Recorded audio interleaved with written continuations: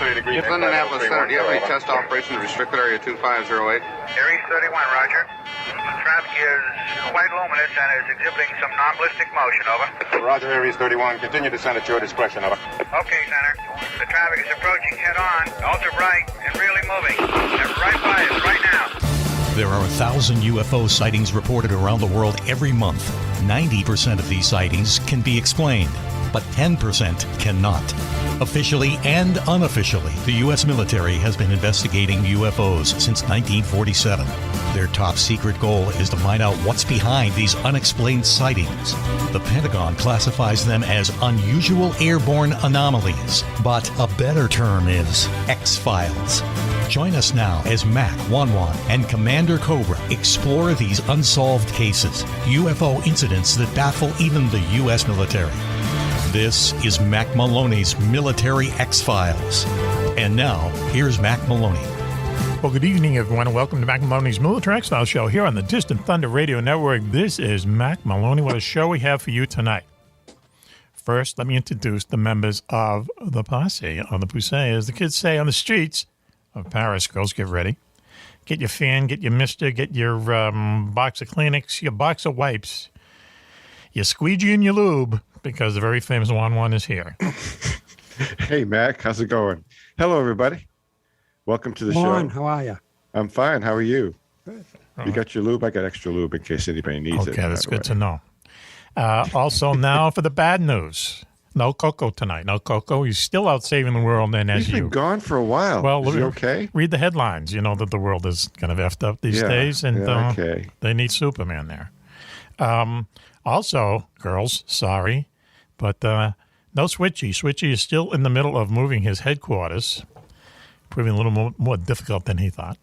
But he'll be with us soon. However, in the house with us tonight is our security chief, Willie Clubb. Willie, how are you? Hi, Mac. Hi, folks. It's great to be here. I'm doing great. All dressed up. I just want to add, though, you talk about Switch being away. I've been doing some research, and the rumor is that he's been around the circuit, around some new product that's come out for hair restoration. And I'm he's on a business tour. Waiting to see what it is, because I'm very interested myself. But, okay. So we'll find out when he gets back, but I understand he's been on the road. Okay. Well, for the first time tonight, I'm sure he'll give us a full report.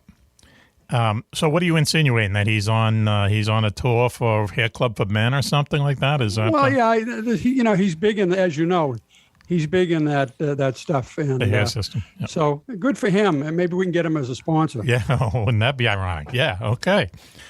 Moving on. Also joining us tonight is our favorite good witch up there in Sideways in the Eye. Raven is with us tonight. Hi, Raven. How are you, Raven? Hi, my friends. I'm doing good. Thanks for having me. Okay. Hi, Raven. All right.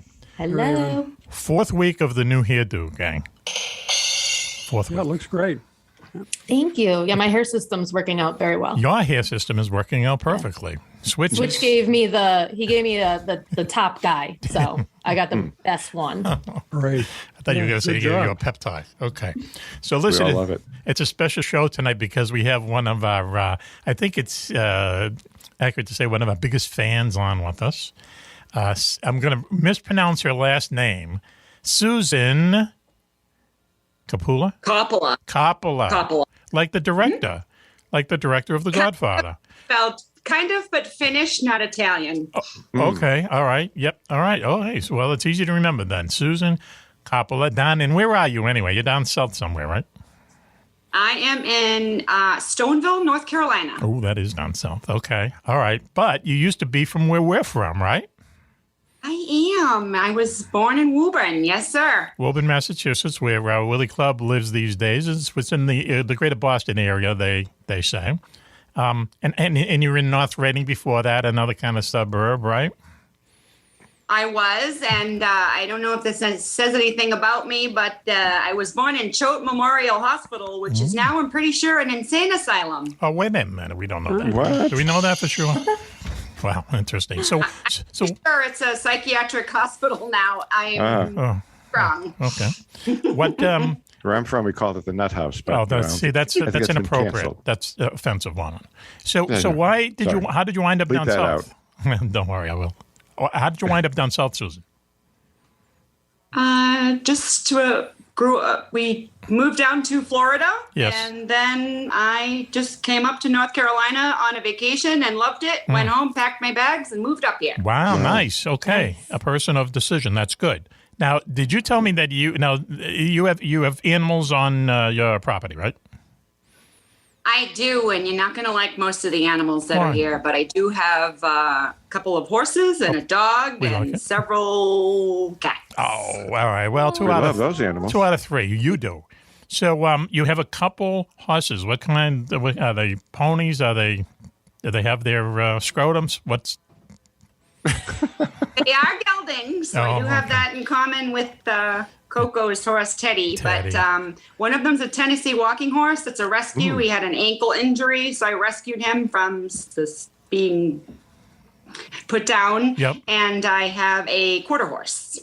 Nice. Wow. Okay. All right. I know what the walking horse is. Now, a quarter horse, what is that for our listeners that don't know? So quarter horses are mainly they're big, muscular horses. They're very good natured. They're good for trails, but they're just powerhouses. You can use them for pretty much anything if you want to do eventing, or most of the time cowboys use them. They're just strong horses. Wow. Huh. And I'm fascinated by horses because they have their own kind of personalities, right? Or they're very intelligent animals, correct? That is correct. Yes, sir. You are right. And I read once that horses are the only animal who intentionally will fool a human being into doing something they want. Though I've seen videos of cats limping and stuff, so I think it's more than horses. But horses have this kind of way of kind of getting what they want. And you agree? Or was that just an old You mean training you? Yeah, definitely. Hang on.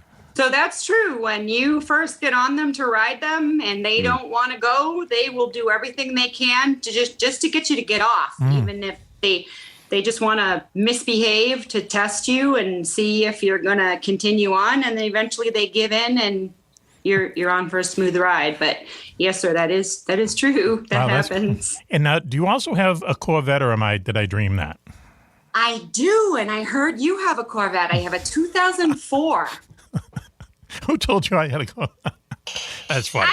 I do. Let's say we don't. Okay, so you have a 2004 Corvette. Tell us about it, please. It is the last. It's a C5. It's the last year of the pop-up headlights. Oh, wow. It's got a nice target top, and it is a 5.7 liter V8. It is unfortunately automatic, which okay, I think is a shame in a Corvette. It just should be. They're all automatic now. They're all automatic. There's no more stick shifts in Corvettes, so the end of the world is coming. Well, that's cool. What color is it? Black. I call her Black Beauty. Wow. Nice. Oh, man, I would love a black vet. I think that I think vets are the coolest. I like some years better than others, but I think just for the idea of this whole idea of, it sounds funny, but like a really cool American car engineering, freaking vets are excellent. I love vets. They are. Always pay attention when one goes by. When we go to auto shows, I just, it's my porn, you might say. Now, look. One of them. So listen, why don't we do this? Susan, can you hang around with us for the opening segment? I would like that. Thank you so much for having me. Yes. Well, as it turns out, we have a top 10 list tonight. Okay? And this is top 10 reasons Switchy is moving his headquarters. Okay? We're gonna treat walk a fine line here, kids. Okay? Top 10 reasons Switchy is moving his headquarters. You have the list, Raven? I have the list. Okay. Well, why don't we start the music? Start the music. Number 10. Number 10. Every night, the mole men call to him, and he can't resist their song. It's so stupid. I don't know why it's so funny. Well, let's give it a chance. Yeah. Okay. Wow. Thank you. That one has to sink in. I don't know why it's so funny. So read it again. Let's see if it's funny the second time. Number 10, please, Raven. Every night, the mole men call to him, and he can't resist their song. Okay. All right. Well, we might have to clean that out. All right. Why don't we go to number 9? Top 10 reasons why Switchy is moving his headquarters. Neighbors are complaining about too many Mothman impersonators meeting. Neighbors are complaining about too many Mothman impersonator meetings at his house. Yeah, see, remember? They had a parking problem, as it turned out. Wow. Okay. I'm with you, Club. All right. Number 8, please. Top 10 reasons Switchy is changing his headquarters, moving his headquarters. Number 8, his fans discovered his hairstylist's secret address, and chaos ensued. Okay. I like that because that's more accurate. That might be the real reason. Might be, yeah, we don't know. Number 7, please. Top 10 reasons Switchy is moving his headquarters. Number 7, his shrine to Raven was running out of space. That's probably the reason. His shrine to Raven was running out of space. Now that one I think is number that might one. be the one. I believe Okay. that. All right. Next, please, Raven. Number 6, Coco is setting him up in his own bunker for the day, quote unquote, the giant alien clam god returns. Okay, remember, Coco's been telling us about that over drinks. Yeah. The giant alien clam god. Okay, all right. Wow, there's an Adam Bomb that club. Yes, right. I think you Didn't think he need to jokes. Okay. give us about 5 minutes between each one. So that'd They're be very intense. That'd be the entire show. That'd be cool. All right, next, please, Ray. Number 5, his welding torch told him to. All right. Next, please. Number 4, when he heard they raised the rent on Superman's Fortress of Solitude, he knew he was next. Right. He saw the handwriting on the wall. Okay, let's quickly go. Leave him laughing. Number 3. Number 3, Wan has convinced him to be his vice presidential candidate in 2024 when he runs on the surprise party ticket. You're gonna do that this year? Have you decided, Juan? Are you gonna throw your hat in the ring? Our platform's going to be boxes and boxes of Frosted Flakes. Yes. You got my vote there, dude. Frosted Flakes for everybody. Yes. Yep, sponsored by Denny's. Yes, sponsored by Denny's. Sponsored by Denny's. Number 2, please. Top 10 reasons Number why Switch is moving his headquarters. Hey, man, he just wanted out of the bowl of flakes. You got a problem with that? Do you? No, Whoa. I like that one. That should go. I wish Jocko was here. If Jocko was here, I would have had him read that one. All right, and now we're at number 1 reason why Switch is moving his headquarters. Number 1 reason, donuts. It's all about the donuts. Donuts. Yes. That's the one that makes the most sense. Moving to a location where there's better donuts, apparently. So, Susan, when you hear in the show, we're going to sweeten it up in post-production. Now you know what we mean, right? Yes, sir. Susan Kauppila is joining us. Susan Kauppila is joining us from down in North Carolina, a super fan. Where do you listen to us, Susan? On the TuneIn podcast. Yep. That was, yes, sir. Wow, tune in. Interesting there, Wani. Tune in. Yep. I saw the other day, and I don't know whether this is important or not, but 65% of our listeners listen to us on Apple Podcasts. And the rest Really, that high percentage? Yeah. Wow. Yeah, which is kind of cool. Well, I'm glad just as long as you can hear us, that's cool. And are you a big UFO freak? How did you find us? So I just am a believer, and I see things out where I live. I live on a 5-acre farm, and when I go out at night, I see lights that I can't explain. We had trail cams. I have a picture of something really bizarre that was out there that we can't identify on a night when I saw the lights. So I just like to hear more about it. And I love the military and respect every person that serves. Mm-hmm. So us too. Your show is a perfect mixture of both. Oh, really? Okay. All right. Do you think we go off the rails too much? Not at all. No? Okay. That's good to hear. Good. All right. Great. So what did it look like on that trail camera? So it was pretty low in the brush, and it just had this almost like a triangular head where it was longer on the top and it narrowed down to like the chin area, and it had 2 eyes. So it might have been an animal, but what a coincidence that I found it on the night that I recorded the lights in the sky and that they were moving. And I'm pretty sure you can't fly drones at night, right? Without registering them. Well, you probably won't. They probably won't come back. It's not a good idea, that's for sure. So what did the lights look like to you? What do they look like? Lights flashing, going back and forth, high speed, low speed? A little bit of both. So I think I'm looking at a star, and then it gets brighter, it gets closer, it moves from left to right, and I just recorded on my camera, and it's moving, and I see them regularly. Wow, that's and wild. What is it? What are they? We don't have an airport. I mean, we have a main airport, but that's not an airplane, and there's no sounds. No sound. Interesting. Yeah, that's strange. Well, a lot of people see things like that, and no one ever knows what the heck they are. One night we were standing out on our porch, and we saw this kind of bright light go over us. I remember because there was a World Series game on, and we had lost power down the island, so there was just completely black everywhere. And this light went over us, and I remember saying to Lois, it's funny that it's an airplane up there. I wonder if they can tell that the ground below was blacked out, And all of a sudden, this thing split into 4 different lights and just went in, not in 4 different directions, but went out over the ocean. Yeah. And I was like, what? It was like, what was that? Crazy, I mean, it could have been drones, I guess. Who knows? But so I know what you mean. You just look at it and you go, what did I just see? What was that? It might not be little green men from Mars, but it was something. That's for sure.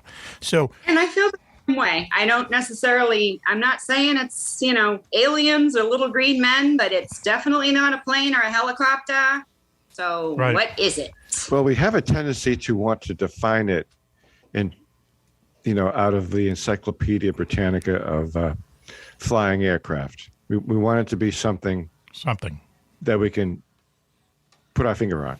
Mm-hmm. Something that has clarity, something that we've read about in school, something we know about, something we've read about, not something that is unknown to us. Well, you want to click off the reasonable explanations first and then say, well, if I don't know what it is, then that is something really weird, But when you see a real UFO, that thought pattern happens like 3 or 4 seconds, because a lot of people, when they see something that's, landing or whatever, a lot of people say that's either some kind of hoax or it's something from outer space. And speaking about that, talk about a gazinta.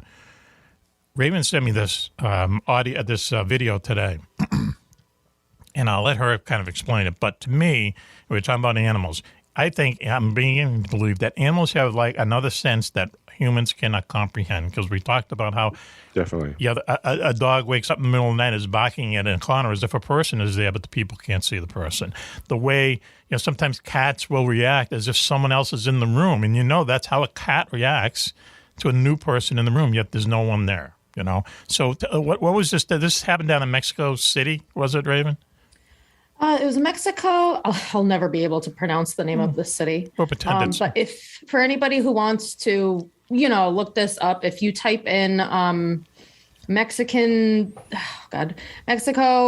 dogs chasing entity, you'll be able to find it. Mm-hmm. And I stumbled upon this. This happened on March 15th. So this was pretty recent. And it's in what looks like an alleyway, maybe by like a canal, maybe? Yeah. Is that what it looked like to you? Yep. And it's dark out, and kind of from the background, you see just this figure. It's not solid, and it's like almost has like this wavy trail following it. Yep. And then this pack of wild dogs, like not vicious or anything, but they see it, they sense this energy, and they just like run after it. And this whatever this thing is, makes like a quick left turn. Right. And it goes over this little embankment, and you can clearly see at that point it looks solid. Mm-hmm. And then it just kind of disappears. But these dogs, like you're watching it, and it's hard to believe that something like that could be doctored. Right. Because how do you get 3 wild dogs to cooperate like that? Like, how do you edit that? Right. That's the thing looks like it comes down from the sky, okay, which is odd, and then it lands, and then you see the dogs, and when you see how the dogs are reacting exactly how dogs would react if they saw something very strange. They don't charge it, but then they pull back, and they're kind of looking around. What are we going to do now? That type of action with the dogs, and then the thing just goes shooting over the hill, and it's like, wow, whoa, once again, what the heck was that? What is that? And I think it's fascinating that the dogs, just like you say, you can't fake the dog. You can't tell the dog to act like a dog. Okay, they would just, I don't know. It was a really convincing video. First real convincing. It really was. I was floored when I was watching it, and I'm like, I gotta send this to Mac. Yeah, that was cool. So, Susan, what else can I ask you? Who's your favorite? Who's your favorite on the crew? Favorite male? We know Raven's going to win in favorite female. Raven's not my favorite male, though. Who is? Who? I didn't hear that. Can I ask you the question again? Do you want to say your least favorite male? Who can you not stand? Coco? No, I love you all equally for different reasons, but Mac, you're pretty much the fan favorite on my side here. Sorry. He's hard to beat. He knew the answer to that. That's why he asked. I'm sure. You two got together before the show. We won't have to fix that. That's okay. Well, he's known to do things like that. Excuse me. Wow. Okay, Willie. Thank you very much. All right. Well, it's true. I don't resent it. A little, I guess. I almost said, who took you to lunch yesterday? I know. Thank you. Okay. It's okay. Yeah, Mac, he's the Tom Cruise of the show. Everybody else. Don't you ever say that. I'll come up there and smack you, the Tom Cruise of the show. How dare you? We don't talk about Tom Cruise him here. Okay. And my teeth. Okay, he's the Matt Damon of the show. No, wait on. Go ahead, Susan. Go ahead. You have the Tom Cruise comment? Yes, Raven has my whole family talking about. Now she brought up that tooth issue tooth with thing. Tom Cruise. You got it. My teeth line up. His don't. Okay. Plus, I'm over 5'3" too. There's another thing, and I don't either. We could go on and on about that guy. He's a movie star. He's not an actor. You know what I mean? He's a movie star. He's not a good actor, and he's got that attitude. Don't look me in the eye and all that jazz, man. I hate that stuff. And some of them are just like that. Okay. Wow. For years, we couldn't look one in the eye. He's just fun. I know. Anyway. Well, listen, I think it's time to take a break. And Susan, we have to say goodbye to you. Sorry. That's okay. Thank you so much for having me. It was a pleasure. I can ask you a question about Corvette. Is your Corvette out there riding around in that beautiful 70-degree weather out there in North Carolina right now? So it actually was 70, yes. Take the top off, and Mac probably can agree, the faster they go, the nicer they ride. Oh, yeah. So, wow. Yes, sir. Good. And do you occasionally exceed the speed limit? I occasionally. Tell me the truth. I don't exceed the speed limit. Occasionally, she's North Carolina, the speed limit's like 80. So is it really? Yeah. You gotta work at that's true. 80, 85. If you're in a hurry, it's I loved it when I drove through there. It was awesome. Oh, it's a great drive. It's a beautiful, it's a beautiful state. There's no doubt about it. It's a beautiful, and many parts of it are beautiful. The woods to the Outer Banks and stuff. It's cool down there. A lot of basketball happening down there. Who's the big star? NC State, is that the big team? Duke, NC State, North Carolina. They're all right down there. Down there. It might have an effect on Mackey's betting life within the next 48 to 72 hours. We'll see. Susan, thank you very much for joining us. We really appreciate it. Susan Kauppila. No, say it. Kauppila.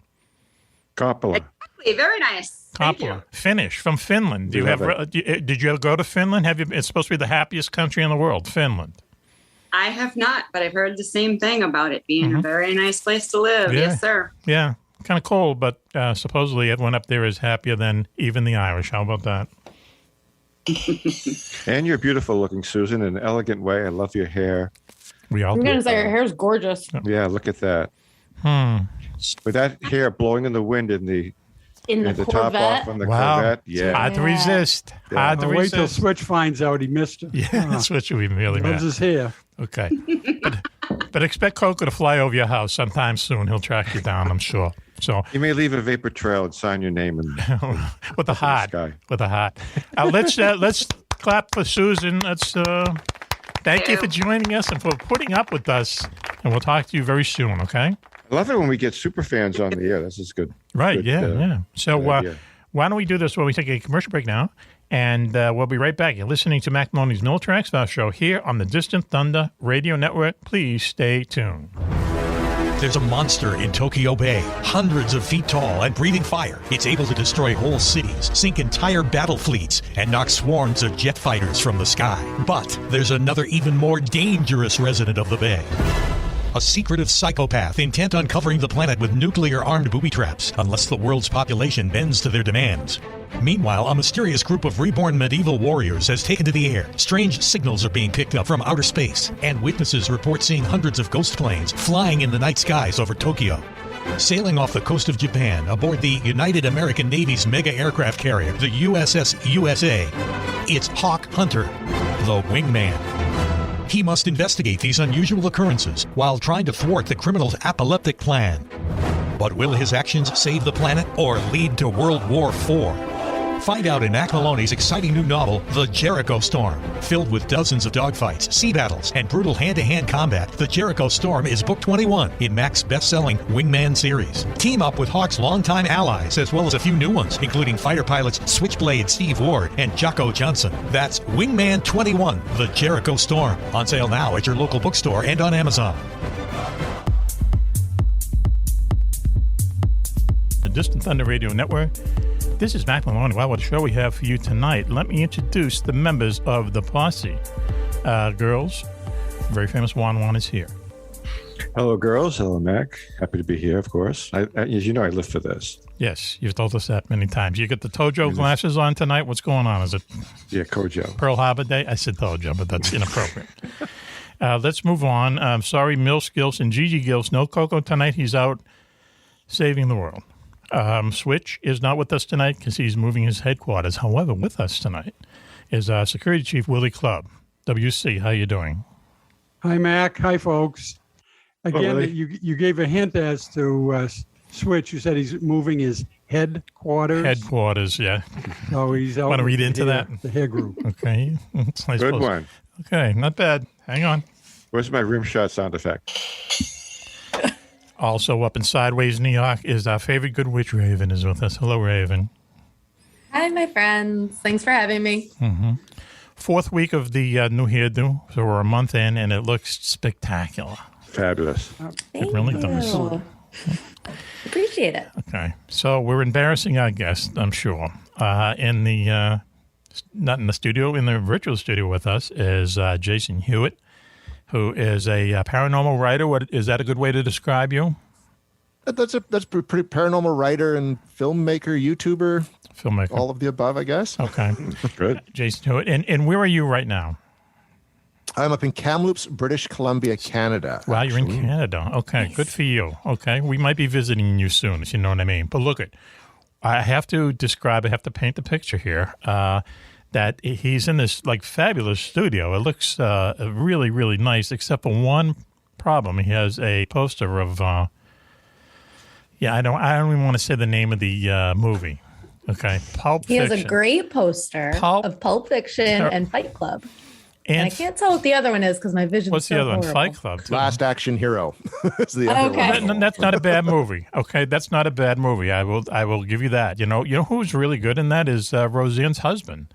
All of a sudden, isn't Tom Arnold in that? Him and Schwarzenegger? Or am I thinking of a different movie? He was in True Lies, I believe. True Lies. What are we talking about? Yeah, then? which is right after this one. Okay, A Great American Hero. What's that one about? Who's in that? It's Schwarzenegger. No one was really big in that one, but it was the one where they broke the fourth wall. The kid gets the magic movie ticket and brings Schwarzenegger into the real world, or he goes into the movie or something like that. It's not one of Arnold's finest, but it's okay. I'm not familiar with it. Hang on. Yeah, no one is. That's what I mean. It came out against Jurassic Park about the same week, and everyone just went. Oh, really? Yeah. Bad timing. Bad timing. But True Lies is actually a really good movie. I mean, I suppose it had to happen sometime. But Tom Arnold, who the hell knew? He's actually good in that movie, and so is Schwarzenegger. And isn't Jamie Curtis in that too? Yeah, Jamie Lee Curtis is in that too. Yeah. Now, I'll go to any movie that Jamie Lee Curtis is. There was a time. There was a time. You know that she was born with her brother on her shoulder. Ever hear that story? She was what? Yeah, maybe it's another show. But she also went to Skidmore up in Saratoga where I lived, and they said they had to scrape her off the bar almost every night, which wasn't really unusual. But listen, let's get to the heart of the matter here. So Jason Hewett up there in Just give me a Fish Called Wanda any day of the week. That's also a good movie. That's also, so you've named 3 good movies in a row. Jason Hewett, I was going to, my joke was, didn't you do my taxes last week? But I think only Club would get it. No, I don't think so. Jason Hewitt up there. You don't want me anywhere near math, any math equation. Okay, all right. We have that in common. So here's the thing about this story. And like I said, I saw it somewhere on TV. I read about it, and I said, this is really creepy. So I'll just give the thumbnail. There's a house in New Jersey that has been bought and sold by several parties. And everyone, or at least the last people who move in there, have been getting these creepy letters, very personal letters over the years, telling the people to move out because the place is haunted. Is that the thumbnail? That's a pretty good thumbnail, yeah. Like it was the last real Derek and Maria Broaddus were the ones in 2014 who moved into it. They didn't even they bought it and they sort of moved their belongings in and started doing renovations, but they hadn't physically moved into the structure yet. And the one night, Derek was finishing up and he came outside and there's a letter addressed, to the new owner, and he picked it up and it was from the Watcher, and basically outlined that he was the latest in a long line of people who were tasked with watching this house and keeping tabs on who lived in there. And it just kind of escalated from there to a series of letters that are they got increasingly more disturbing and threatening without being directly threatening. Do you know what I mean? Sure. And I first heard about it like back in 2018. There was an article in like New York Magazine or something like that. And then because I do this, one of the shows I do on YouTube is called Hunting the Haunted, where we typically look at haunted house cases like Amityville and Enfield and kind of dissect them. I thought it was good to do The Watcher just because it's such a creepy true life story. You know, no ghosts maybe, but it's chilling. Yeah. So where is the house exactly? Westfield, New Jersey, from what I understand, which is a pretty affluent neighborhood in New Jersey. Okay. Yep. I mean, the house, I think this couple bought it for $1.3 million or something like that. It's a Dutch colonial. That's affluent. Like the Amityville house. And I guess one of the theories is that they couldn't afford it in the end, and maybe it was them that were writing these letters. Oh, wow. There's a twist. Yeah. Oh, wow. Usually people from New Jersey, you ask them, what exit are you from, right? So they must be in West Jersey somewhere where there is... Jason, can I ask on this? It also sounds like a situation where maybe someone lived in that house before and they want to get it back. Maybe for one reason or other, they had to leave that house. But that it almost sounds like, someone had a motive of trying to scare people out there so they would get a hold of that. They're doing a good job at it. Didn't some of the letters get like really personal where they knew what was in people's rooms and what they were doing and stuff? It's strange. Where is the one? I'm going to see if I can find it. Because they identified that this family had 3 kids, right? And so one of the letters is like, literally, do you need to fill the house with the young blood I requested? Better for me. Was your old house too small for your growing family? Or was it greed to bring your children? Once I know their names, I will call out to them. Yes. Like I'll call them to me. And then there's even a statement, we let them play in the basement because if you do, you won't be able to hear their screams in time. Something along that line. Like, I mean, it's getting intense stuff. Yeah. Right? Like Barry says, was it someone who lived there before? I don't know. They identified that the grandfather or great-grandfather watched it, and then the father watched it, and now it's this person's tasked to watch it. There were the family that lived in it before, which I think was the Woodses. They received a letter, but never bothered to let this family know about the letter. And then apparently a neighbor might have, too, in one of the accounts I read when I was kind of researching the story. So there were other letters around, but it seemed like this family was the one that specifically seemed to get the majority of them. Right. And so the perpetrator's point of view is that somehow, some way that he has been tasked with watching this house, just as his father had been and his grandfather had been. So this has been something that's been going on for quite a while. So if that's the case, it seems like a long way to go just to kick someone out of a house that keeps getting sold, right? Well, and that's why there's kind of the question, like, did it really go back that far, or was that just a threat, like from some kind of delusional mind, right? Yes. Like it could have been just someone trying to just kick something. They have something against the Broadduses moving in. Maybe it was someone who had a counter bid that they lost out. You know what I mean? So they're trying to scare them out of the home. Right. Did the letters family, stop? I guess, hired a private detective to look into it too, to try to find out the identity, and they never did. That was a waste of money, probably. Did it start with the Broadasses? I hate to say that word, but is that how you say their name, the Broadasses? Yeah, I think it's something. It's like broad with a second D and then AS. It was kind of to pronounce it. I grew up with a lot of Broadasses, so I can say. So were they the first people to get the real threatening letters, or were there letters before they moved in? The previous family, the Woodses, said they received a letter, only one, but they'd lived there for 20 years and just received one letter. And didn't seem to take it that seriously, where this couple got it almost right away. All right. And then received at least 2, 3, 4 more after the fact. They finally just said, forget it, we're not moving in, and they decided to put it back up on the market. That's what took. Yeah, well, that's what it took, huh? Go ahead, Raven, please. Good move. Sorry. I'm pretty sure if I remember correctly, the Woods' letter was like thanking them for taking care of the house. Like it was not threatening to them. It wasn't really a big deal. And I'm sure they thought nothing of it. And they were just like, oh, this is weird. And that was the end of it. Yeah. Which is why they didn't mention it to the family to the Broadduses when they wanted to get it. Yeah, you're right, Raven. Exactly. They were just like, oh, okay. Yeah. Some weirdo said thanks. Like happens bye. every day. Yeah. Right. Is there a follow-up to that? Now, if someone else bought the house, do we know whether the new owners have been receiving any of those threatening letters? Is it continuing?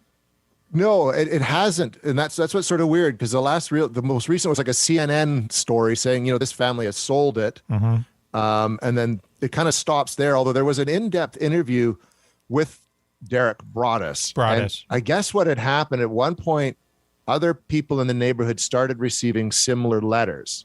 After all this had started. But Derek admitted at the end that he sent those letters out. Oh, wow. Holy cow. Right? That he'd become obsessed with the Watcher and was, kind of disturbed by it and was trying to just, I guess, get more attention, or just, I don't know. It was weird. That's kind of how the article ended, on that kind of weird note, which is why a lot of people think, and I kind of lean towards that they realized maybe they got in too deep into a house they couldn't afford. Yep.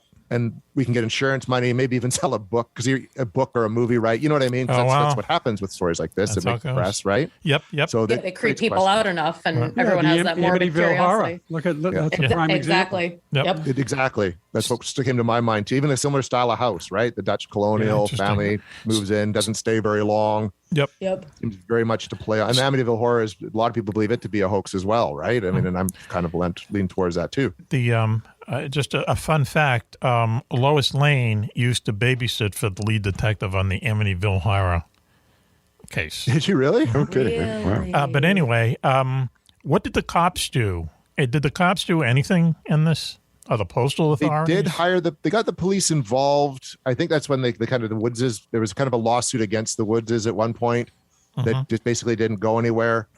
The police kind of got involved. So did a private detective who used to work for the FBI. And they kind of just didn't really, they came up with a bit of a profile to who this person could be. They figured it was someone who was older, had a grudge against, wealthy people.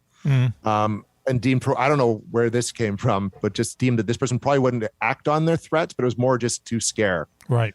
Sounds like Juan, to tell you the truth. It sounds like his MO. But so was it someone in the neighborhood? So they think? They never conclusively decided who it was, right? That it was, they might have had one other neighbor who could have been a suspect, but nothing that went anywhere. Like, there's never any hard evidence to could track down to any one particular person. Right. Yeah. See, if I was the private detective, I would have just drawn a circle around the house and identified everyone who could see it, through binoculars or without binoculars, and just see who was in the range of vision. Because it seems to me I could just see some nut there at the window, looking at this place from binoculars from 2 blocks away or whatever. But it would be an odd way to try to sell your house to make it as creepy as that. And if you should go and look into the printed stories about this, because they do get into depth about some of the letters that were left. And that was a creepy one that you read, but there were a lot of really creepy stuff here, and people were saying, how does this person know this? So which really lends to the idea that maybe it was an inside job. It does. See, Go ahead, Raven. I'm sorry. My only thing about like thinking it's an inside job is there's one letter that skeeves me out like to no end. I get the heaves. And they're specifically talking about their one daughter that's painting on the sun porch, whatever rich people have. Yep. And I like to think, and maybe it's naive, that a parent wouldn't go that far to write something that's that disturbing. You're right, yeah. You know what I mean? Like, and maybe I'm wrong. How about a relative? At this point, it's like, I don't even want to know because it's so creepy, but I hope that wouldn't be the parents. How about a creepy uncle? Creepy aunt. Yeah, no, creepy. It's I guess as a parent myself, I don't know. I couldn't do it, but if you're that desperate for cash or fame or that big of a sociopath, you would, right? Like that is the other letter says that there's like hundreds of people walk or drive by a day. Like, you know what I mean? It could be any one of them. There's that kind of line. So it could be just a person who walked by every day and just kind of really kept tabs or several times a day. And how did they not trace the letter back? You know, can't they do that these days? Or maybe they just didn't put some resources into it. But obviously there was no return address, you know. So yeah, I thought they'd trace the postmark. Trace the postmark. But somebody could write a letter and mail it anywhere. It was just, or it was just left. It was just left, even, right? Oh, just left. Left. Oh, that's even creepier. But you think there could even be fingerprint? Yeah. Or if it could be done of that. You know, if I was an investigator, the first thing I'd be looking for is the purchaser. All right. First of all, because the letter's stopped, I'd want to know if that person that purchased the property purchased it at a discount, you might say. Because of it. You know, that $1.3 million maybe ended up that the new buyer got it at $1.1 million. Oh, yeah. But boy, I'd put on my private detective's hat and I'd go all over that person that purchased the house and see if you could find something there, because to me, that's what it sounds like. Yeah, it's a creepy way to sell the house, but I know some real estate people. Well, it's the buyer. This is a purchaser, you know. This is the buyer driving the existing owner out. He's trying to drive him out and of course, would get a better price. Yeah, yeah. So I'd like to know, you know, how much that was purchased for by the new buyer. You know, all that information. Did that buyer, the new buyer, actually make money on the deal, you know? Yeah, it's a gambit. I think the family took a $400,000 loss. Property before to try to buy it. I mean, there's so many things. Well, there it is. There's the answer. Well, they took a full $100,000 loss in selling the house. That's a bite. That's a bite, even though if you're buying $1.3 million houses. That's pretty big. So let me ask this, wrapping up here, Jason. So you mentioned you had your YouTube, I don't know, what do you call it? What's the name of it again? Haunting the Haunted. That's what I wrote down. Haunting the Haunted. That was the show, yeah. Hunting the Haunted. It's on the Paranormal Network. I do a few different shows on there. I think we're on. But Hunting the Haunted is where we investigated the Watcher House and looked at other like Enfield Poltergeist, Amityville Horror, the Amherst Mystery, those kind of things. We looked into those specific kind of stories. And how long have you been doing this? I've been running the channel for just about a year now. I've been a paranormal investigator for about 18 years up here in Canada. Really? Yeah. What's the weirdest thing you've ever? And writing books. I've done 2 books have come out so far. A third one on the way. Oh, really? Through Beyond the Fray Publishing. So I've kind of fortunately found myself in a position where I could kind of do this full time. Yep. Which has been kind of nice. Cool. So you're a writer. So welcome to the Brotherhood of the Miserable. So, right. In the what's the name of the books? Now I have to throw. So what are the name of the books? Plug the books, please. The first book is called "I Want to Believe: One Man's Journey into the Paranormal," which is about an investigator named Peter Wren who's been doing this for 30 years all over the world. So it's his story. The second book is "I Want to Believe: An Investigator's Archive," where we talk to like 22 different paranormal investigators, filmmakers, cryptozoologists, just telling their stories and exploring their method and what kind of cool things they've been up to. So That's those a have been cool the 2 idea. books. Yeah, right. That's great. And what's the creepiest thing you've ever come across in your 18 years of doing this? There's a local sanitarium up here where I live. We love sanitariums. Yes, sir. And it's been closed, right? They decommissioned all of them and let everyone out in the 80s. Yes. And there's been a number of stories around it. And so I was exploring down in the tunnel system underneath. That's nuts. Which is scary. Yes. In its own right. That's awesome. I went through a doorway. We're kind of going to leave, my fellow investigator and I, into what was called a laundry building. We were deciding if we wanted to go back to the surface and back to the vehicle that way or return through the tunnels. Okay. We decided to do the tunnels one last time. I turned around, opened the door, which there's no airflow. They're not like, spring-loaded doors or anything. I got it about a quarter of the way open, and it slammed shut with enough force that, like, I'm 6'1", 195 pounds, and I went right into that door. Really? Really? Ew. Something. Wow. That's it. Ran the other direction. Up, You did run in the other direction. Yeah, you would have had to keep up with me because I've been running too. So what? That's the kind of stuff that keeps you awake at night. In other words, right? It is, yeah, it is, and have that happen to you is just kind of it's a whole new perspective. It's crazy. Yeah. Has that sanitarium been converted to condos like the place in Danvers, Mac? There's a place near us. I have a customer that lives there. Yeah. They live in condos. Keep trying to, but it's nothing sells out at this location, Trunk Hill Sanitarium. No matter what they do, it's been closed 30 years. No matter what they do, nothing goes through. Nobody's rehabbed it and tried to make it a living place. They should probably change the name. They keep trying over and over. I knew the person who was the caretaker at the time. That's how I got in, right? They're trying to turn it into condos. Right now, they're trying to do, a haunted maze. They're kind of looking at a haunted maze experience, but they can't get it out of the agricultural land reserve, right, to do anything to it. And so this old facility is just decaying. Wow. Coming down. It's a shame. Makes it even in movies. Like the movie with Liam Neeson, that whole bit in Mexico where they're at the hospital, that was filmed out there. What movie was that? VA Team. Oh, okay. Okay. Wow. And then the Harrison Ford movie Firewall, the ending of that was shot out around there too. So That's so cool. I was in a movie with John Travolta that was filmed at a closed sanitarium state. And I think it was in Wilburn Club. Was it the... No, it was in Waltham. One in Danvers Must was have featured in the movie. torn it down because I don't know. Yeah, Waltham. I'm sorry. It's when they polluted all the water in Waltham there and all the kids get sick. But in Danvers, Mass, this is where we are kind of located. Jason is. Oh my God! There's a state. There's a place. It was a state hospital up on a hill in Danvers, which is a suburb of Boston, and you could see it. From the highway. It looked like a castle. I mean, it looked like a big, extensive castle. Those pointed buildings, spires, and it was like a horror house. It was a horror house. It turned, they found bodies buried there, and just the works. It was just this horrible. They auctioned off the place. hospital equipment where they could perform lobotomies. The big overhead lights and God, the equipment. They auctioned it off to somebody. So they turned them into. Somebody bought it. According to a guy I met who was doing construction there. They did. Yeah. Well, they had all kinds of problems doing the construction. I know that. Yeah. And then they turned them into condos, and people moved in, and there's been nothing but trouble there. They've all kinds of crazy stuff happens there.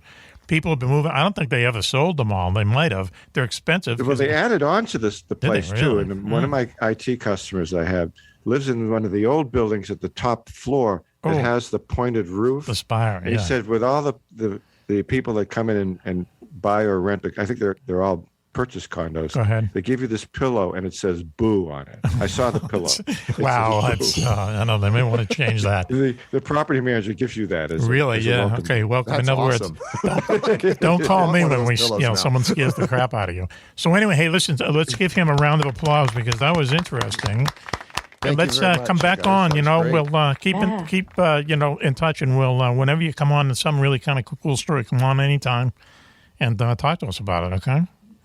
I'd love to do that. Okay. That'd be great. Thank you so much, everyone. But take those posters Jason, down. You got good taste in movies. Those posters have to. No, he doesn't. Don't. I got that movie poster. That's the one with me on the bed reading the book, right? And it's got the credits, all the characters on the bottom, and listen. Why? Quentin Tarantino. So he's the funny? man. He's my man. Quentin. I have a Fight Club poster right in front of the desk I'm sitting at. Okay. Oh, that's brilliant. Okay. I would get up and show you, but it'd be like a whole thing. I'd have to move the desk. Next show. Yeah. But listen, we can do a whole show on this, but I can go shot for shot, scene by scene, and I'll tell you why Pulp Fiction is a crappy movie, okay? And why he's a crappy director. He's terrible. Because he's terrible. He's sincere, but he's funny. But how we have to go through this every freaking show? Put him on the list. What's the movie? The special movie show. What's the movie with the Manson murders there? That what stupid. Once Upon a Time in Hollywood. That was awesome movie. I've watched it about 10 times. Terrible, right, Jason? Terrible, right, Jason? Right? Terrible. No, it's Tarantino. I pretty much liked everything but Jackie Brown. Unbelievable. I like Jackie Brown. Jackie Brown, I think, is listen, we got to go, but listen to me. Jackie Brown. Remember, always remember. Soundtrack. Always remember. In that movie, like the soundtrack. In that movie, for 2 minutes straight, all he did was show that girl's boots walking on Hollywood Avenue. 2 minutes is a long time in a movie, my friends. I learned that in film school. Are you talking about Hollywood, or are you talking about Jackie Brown? No, Hollywood and Once Upon a Time in Hollywood, which is the stupidest ending in the world. But why do we have to be involved with his foot fetishism? Why does he have to suck us into that black hole? I don't know. See, I got one pin is already down on the poster. Right? Yeah. So we have to watch whatever he wants. That's and right. that girl who played Pussy, hang on. The one that Brad Pitt picks up in the hitchhiking. She said she hates the look of her feet, and she was reluctant to do that with her feet up on the windowsill. And she does have pretty ugly feet.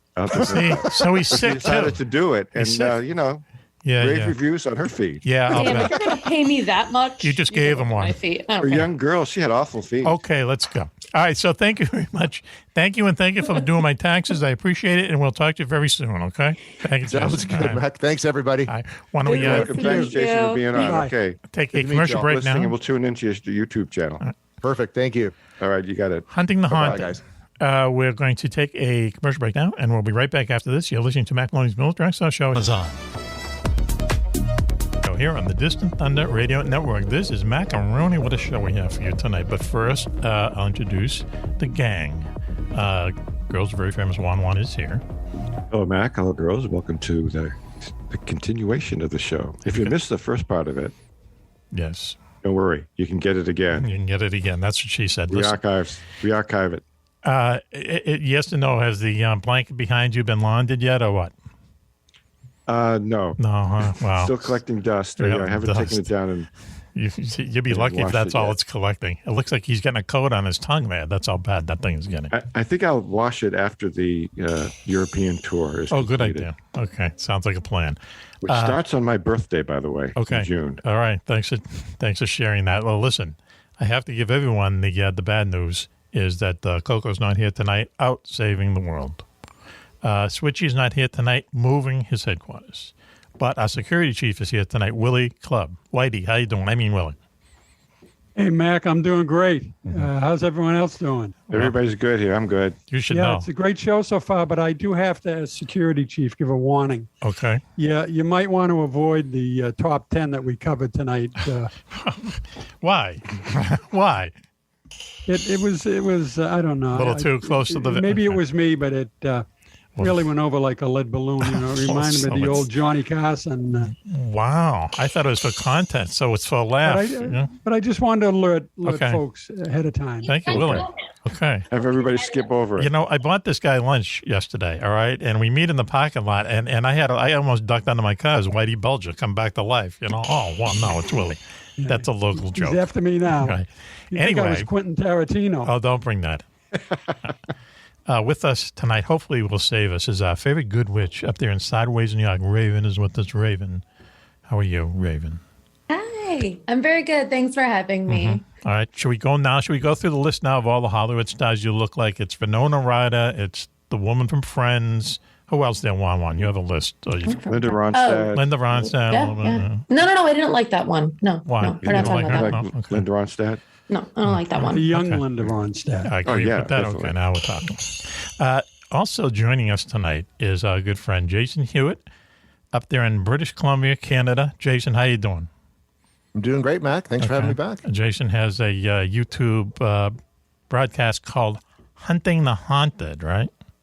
That's right. Okay. Now, did you go to school for this? You have a radio voice. Are you trained in radio or just come about naturally? I think it just happened naturally. Just was lucky that way. I did media for a while, but I did print media. So. Mm-hmm. Oh, wow. Well, that doesn't count. No. Some people just have it. Some people don't. And when we have people on the show who have it, you can tell that we don't. Not all of us anyway. Raven, you're always perfect.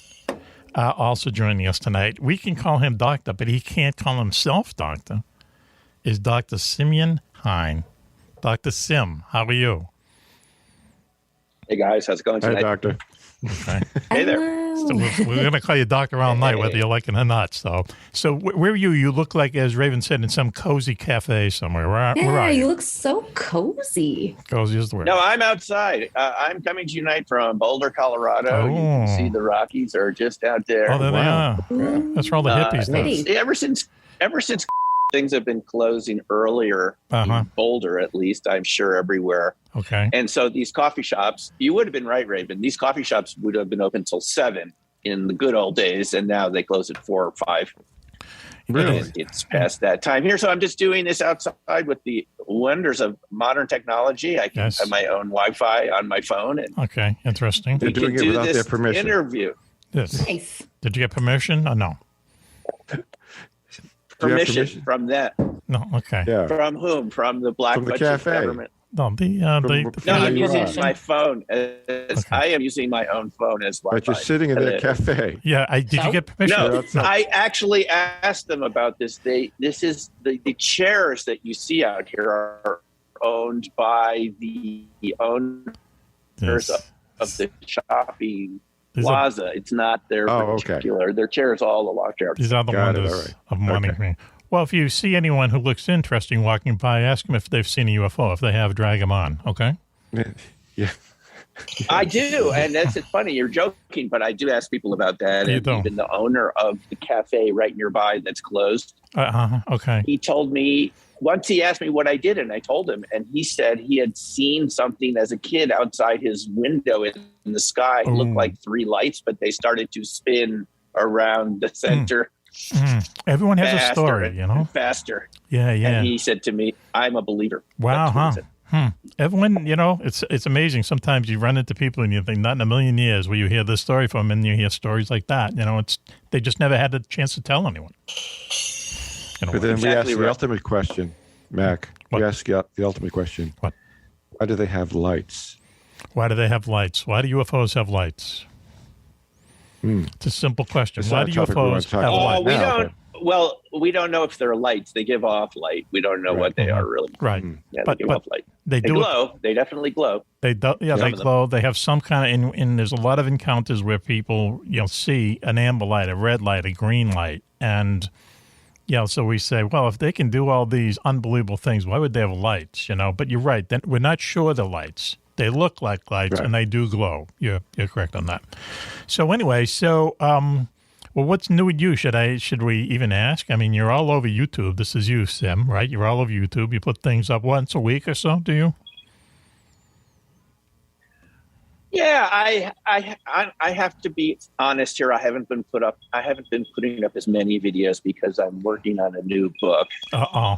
And I just have been so focused on finishing this book, and I won't say too much about it, and we can talk again at another time when it's done.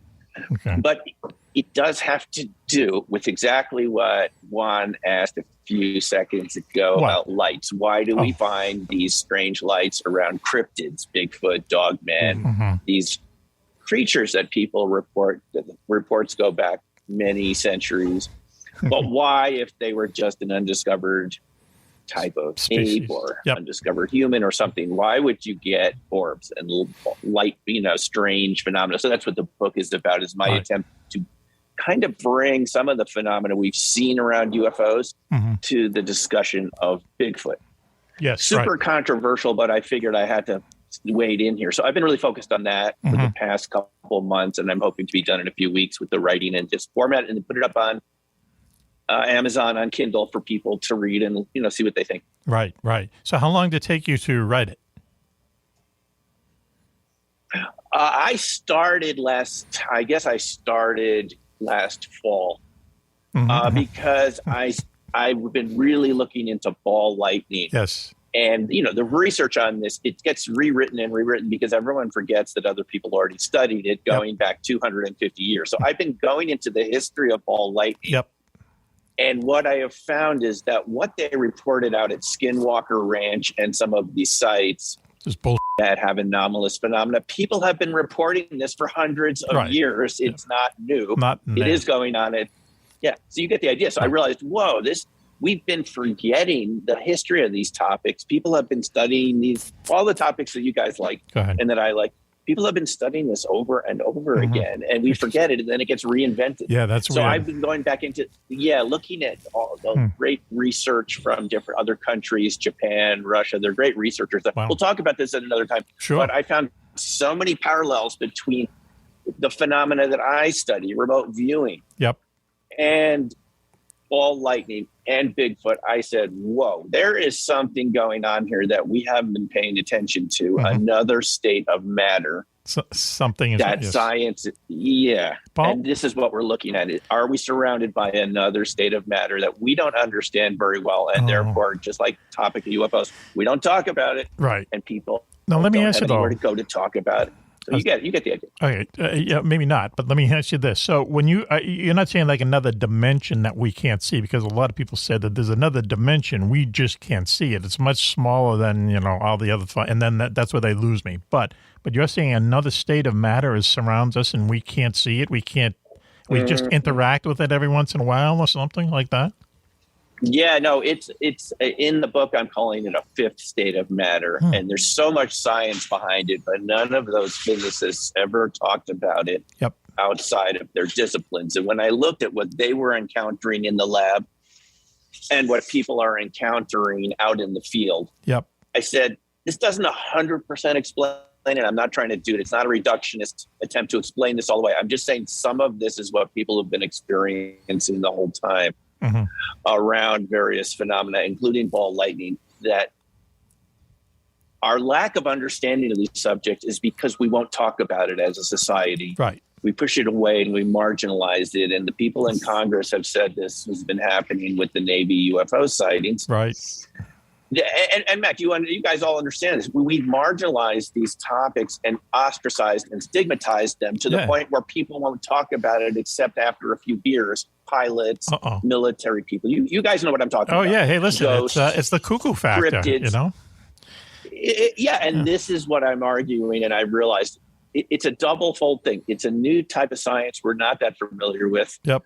And double whammy, people won't talk about their anomalous experiences because they're afraid of how their neighbors are going to react. Yes. Even if they had a real, and the scarier the encounter, the less likely they are to even talk about it. Interesting. And I can say that as a sociologist of a reason why our society is not up to speed with these topics. Right. Is because of the stigma, the factor. What did you call it a second ago? The what factor? The cuckoo factor. I mean, factor. they went. Yes.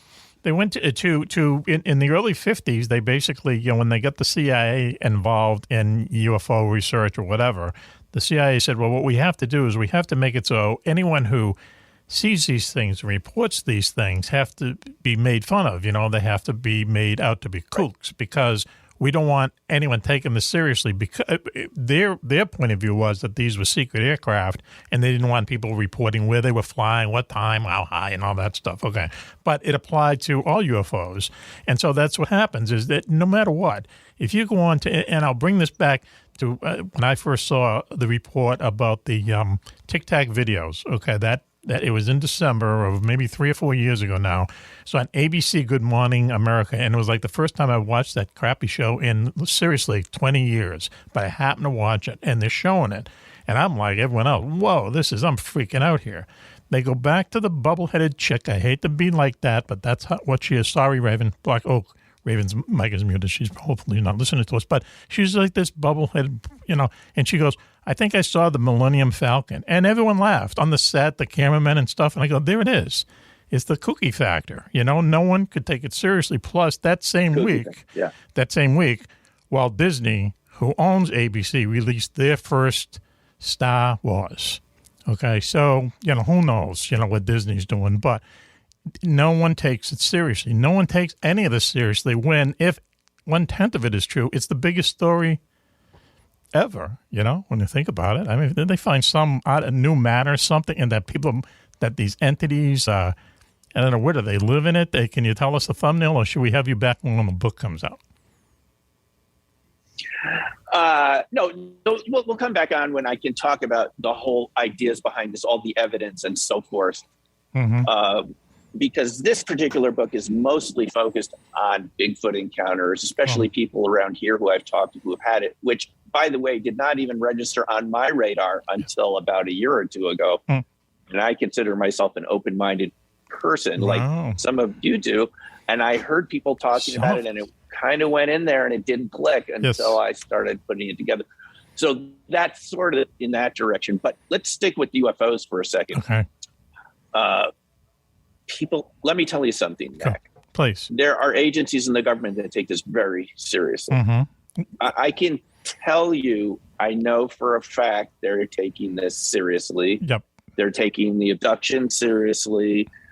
They're taking all of it seriously. A guy has been on the podcast circuit recently, a former CIA officer, John Ramirez, missile analyst. Go ahead. Yeah, GS-15, pretty high level. Yep. in the government. And he has been talking about all of the secret groups that he knew about within the CIA that were investigating orbs, were investigating UFOs.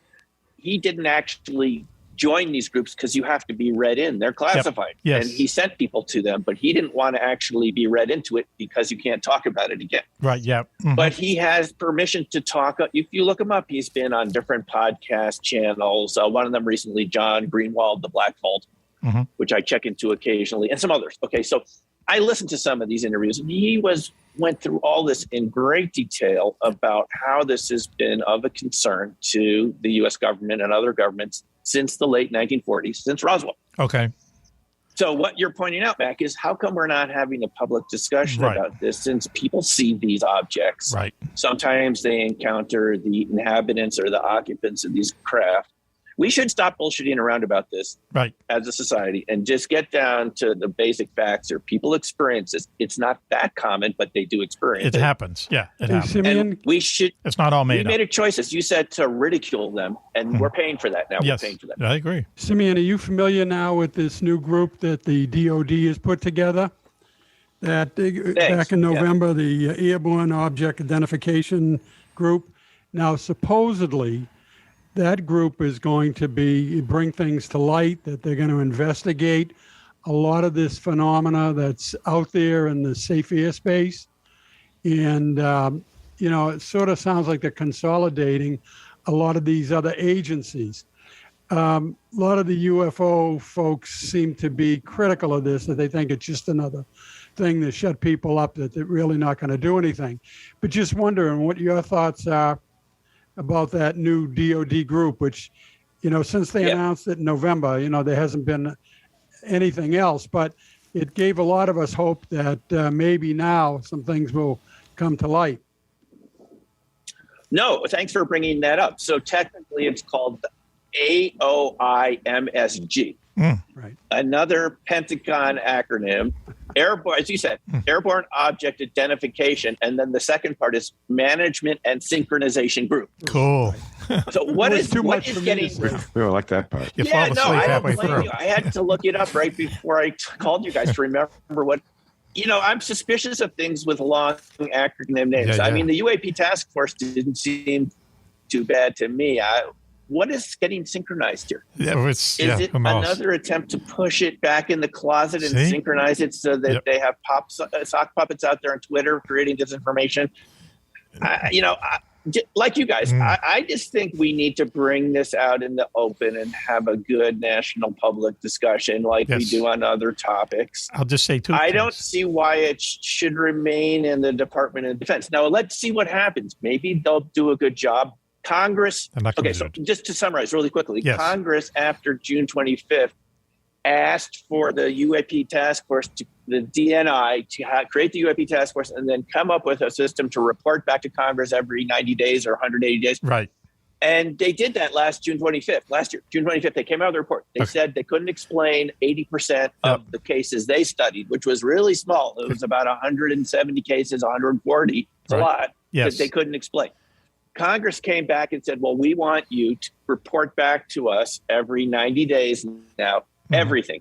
If you look at the bill, which I read, the NDAA about a week ago or two, where they funded this research. Yeah, so they funded the Pentagon to have this program that you're bringing up, the AOIMSG barrier that you just brought up. So in this bill, it says they want the U.S. government to report everything they know about UFOs, UAPs every 90 days. And it said everything in there, including black budget programs. They want it all going back to Congress in a classified form.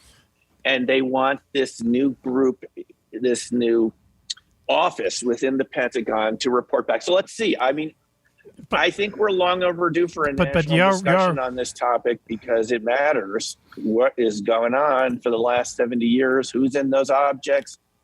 I think, so guys, here's what we need to just establish first, that it's real, that this isn't weather balloons, flocks of geese, misidentifications of the planet Venus and all the other The ice crystals. Yes, ice crystals. That's what they proposed. That's for a big Tic one. Tacs. Swamp Ice gas. crystals. Yeah. Ice crystals on the Psychological overload in the cockpit. Yeah, that's so right. So you've all seen the Tic Tac video image. That doesn't look like ice crystals to me. No. So is this going to be an open discussion? And are we finally going to get out of kindergarten here? No. And have an adult discussion of who's in these objects? What are they doing here? What do we know about them? Does the government know more than it's been saying? This is where we need to start. All right. Club has a segment on the show when he can find some news about this new organization. He comes on and reports about it, and there is no news. They're turning these things into confidential matters. You don't hear from them. They're not giving this broad kind of, intense report to the U.S. government every 90 days. They just keep, and you haven't heard anything from them, and they will paper that over, believe me, for years and years and years. One thing I want to just say to you, Sim, that I want to ask Jason something. So I agree with you that there are people looking into all the strange stuff, the abductions, UFOs, and so on. And I agree with you that they are probably somehow affiliated with the CIA, but I can almost guarantee you that this kind of work is contracted out to people for these little firms that may be put together by 10 former CIA agents and stuff like that. They have to, we know this from X being on the show, they have to, that's their plausible deniability. It's not happening within the U.S. government, but we are contracting it out to these various places like where X used to work. For all these things, we don't want to get involved in that, I believe. So, Jason, I just want to ask you something. So, Sim was talking about how all these weird lights happen around Bigfoot. You're up in British Columbia. What's your experience with Bigfoot? Yep. Anything good? We actually, the group that I'm a part of, we've done a couple Bigfoot hunts of our own. Because I grew up, I'm in Bigfoot, right smack dab in the middle of Bigfoot country here. And I mean, I've seen kind of the tree formations myself. I've heard the wood knocks and tried to communicate with wood knocks. When it comes to what Bigfoot is, I've always sort of looked at it as more of a flesh and blood thing, but there's been enough kind of paranormal-ish encounters, like with the UFOs, et cetera, that I'm kind of opening my mind to the possibility they're related. I think, I guess, kind of like your guest was saying, I think they're all this is interrelated in some capacity. Mm-hmm. Right. And I think it's a very natural thing that's been a part of our planet since the beginning. We're just kind of fallen out of touch with it, and it scares us. So we don't want to think about it. Or maybe we don't have the intellectual capacity to know what's going on. I mean, we bring up this almost every week. How on safaris, people go on safaris, they're in the trucks with the cameras and everything. They watch the lions eat the antelopes, right? The lions just go out on their way. They don't even recognize. They don't have the mental capacity to know these people are on safari. These are cameras. That's a truck. Whatever. They're there, but they almost ignore them in a way because they can't understand it. Maybe all this stuff is happening around us. We just don't have the mental capacity to understand it. Just like the lion can't understand, what the humans are doing out there. Is that too? No, that simplistic. That's a good point. That's a very good point. So what have you? Just beyond our comprehension. What's wood knocking? Is that you're doing a little Morse code with the Bigfoot in the woods? It's a way that Sasquatch communicates. They do it either with rocks or sticks on a tree, and it's kind of like it can be. People hypothesize that it could be just a way of communicating or just letting someone else know, letting others know that they're there as a warning. Right. I interviewed a gentleman who's been going to the same lake here in the middle of nowhere for 20 years to fish. As soon as his boat gets towards one end of the lake, he starts hearing these knocks. See, they continue till he goes away. I'd buy the fish. I'd pass on that whole thing. Okay. I would yeet out of there so fast. We went and checked. No. Go ahead. We went and checked, and we went to that area. Yep. And we even went on beach. We didn't hear any knocks, but one of my colleague who was back said, yeah, there's knocks, but it had moved to the other side of the lake where we were. It's like whatever it was circled around and started knocking that way. It was wild. It'd be funny if you're in the middle of the woods and you hear, right? Bigfoot's kind of shit. It could be a woodpecker, That's true. Yeah, but that's a woodpecker. Than that, You're no, so cute. it's deep. It's like like a branch on a tree, like a whack, whack. Wow, whack. I've never heard that. Twos or threes. So what do you think of this idea that a lot of stuff, and we've talked about this a lot. I've read a lot about it. Where when people see a Bigfoot or a cryptid, all this other kind of stuff always seems to be going on as well.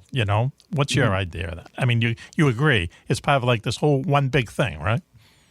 Yeah, I think so. The more I look into it, the more I think it's all one very big. Skinwalker Ranch is a prime example. Like everything's there's poltergeist activity. There's like cryptids. There's UFO sightings. There's even portals opening allegedly to different dimensions. I think it's all. See, here's my problem with the Skinwalker Ranch. Okay, it's the Quentin Tarantino of paranormal activity. Let me put it this way. Oh God, can't get over this guy. Now listen, hang on a second. No, I think he likes him so No, I much. don't that he say just that. can't No, stop no, talking no. about That it. you'd know. Believe me, you'd know. No.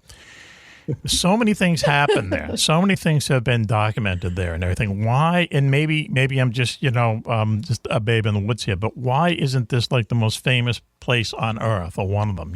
Why isn't every kind of corporation? Why isn't Amazon or all these people who have all this money who are doing all this stuff, Google, why aren't they out there really looking into this? Why aren't they out there with cameras, catching this stuff all the time?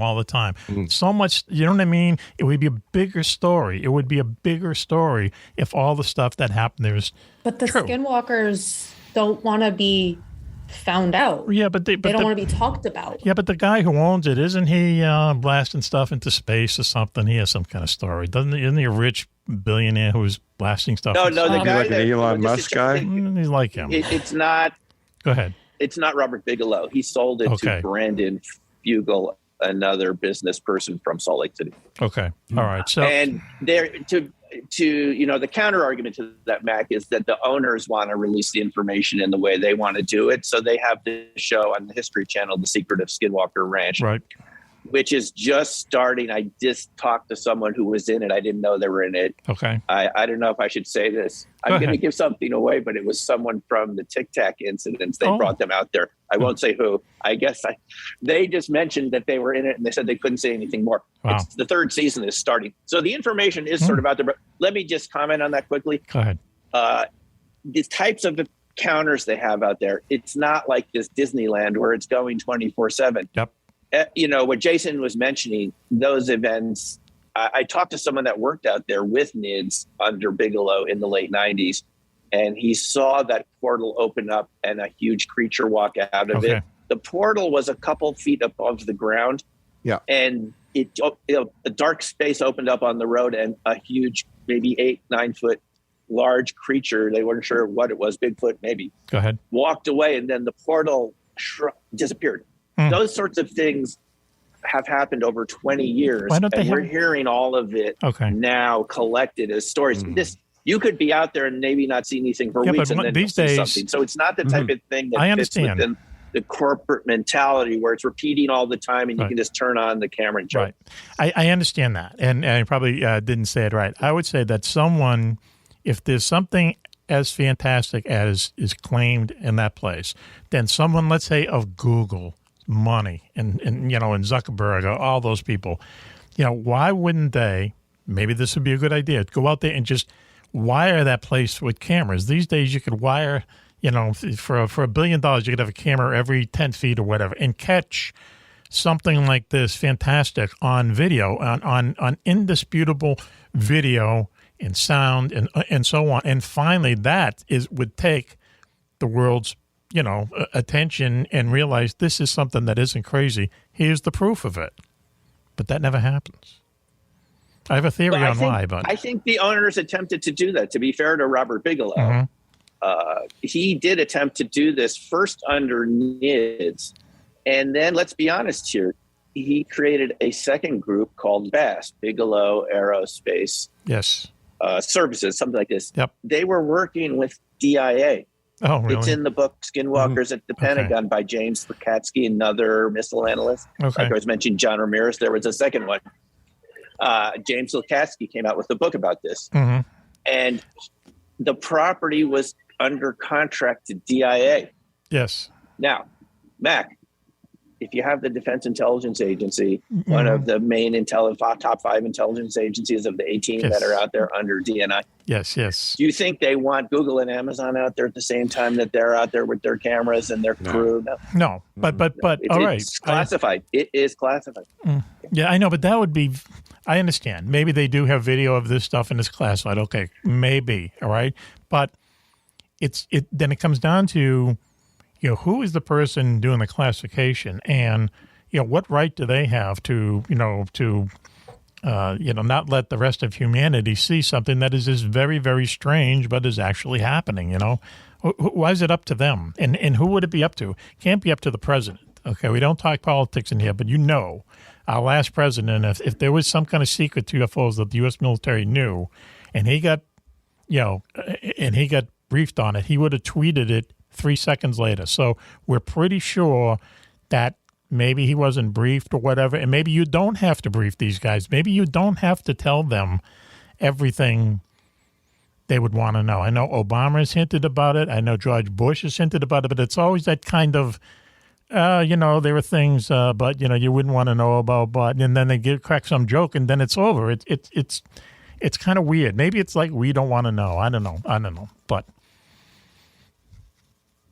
when Lukatsky said in his book, Skinwalkers at the Pentagon, I mean, it's fascinating. It starts out with all these weird anomalies that they encounter. Yep. And then some of these anomalies follow them home back to suburban Maryland, around the beltway of D.C., Washington, D.C. These DIA analysts go home and they start seeing Dogman in their backyard. That's bad. Not good. Their kids start seeing Dogman, and their kids' friends start seeing Dogman. Something funny. I wouldn't have even believed in a year ago, but I read too many encounters with whatever this dog-like biped is. That's funny. They said, what Lukatsky said in the book, is that the whole Skinwalker thing was so freaky and weird, they couldn't get any more funding for it. Oh, wow. So I think that sort of answers your question, and it's how we started the show tonight. It's such a weird and freaky kind of phenomena that you can't get funding for it anymore because no respectable person at the DIA wants to be associated with your project. Yep, because of the mention of Bigfoot and Dogman. And it has that stigma associated with it, and professional people who are in a career track, right? They want career-enhancing things. Even people at Google and Amazon want career-enhancing things. They don't want to scare all their customers away with Dogman in your backyard. No, but they don't want to lose their job. Yeah, but they look into stuff that is pretty crazy. That's what I think. Matt, that would be my answer. Part of it. Okay. And again, it's not public property. It's not. Well, I can understand that. Someone owns it at the moment, and he's doing his own show with the History Channel. See, everyone's doing a show. And all right, so when we do this, we're going to take a quick break. Everyone hang around. We're going to take a quick break now, and we'll be right back. You're listening to Mack Maloney's Military Style Show here on the Distant Thunder Radio Network. Got a great gang here tonight, and we'll be right back after this. Please stay tuned. I was in the hospital with my son for 18 months. When he got injured, I wasn't prepared, but I knew I had to be strong. When I was told about John's injury, I was in complete shock. I just remember rushing into his room and giving him a big hug and letting him know I was there. These veterans and families are just a few of the heroes we serve at Homes for Our Troops. For thousands of severely injured veterans, everyday life is filled with barriers. It was really the little things throughout the house. Counters that you can't roll up to. I had to drag my wheelchair down steps. I want to help, but he is so determined. At Homes for Our Troops, we build specially adapted custom homes with features like wheelchair access, roll-in showers, and automatic door openers that allow them to function independently and focus on their recovery and family. This house is freedom. It's hope. It's a new beginning. This house has given me my family back. To learn more, visit hfotusa.org.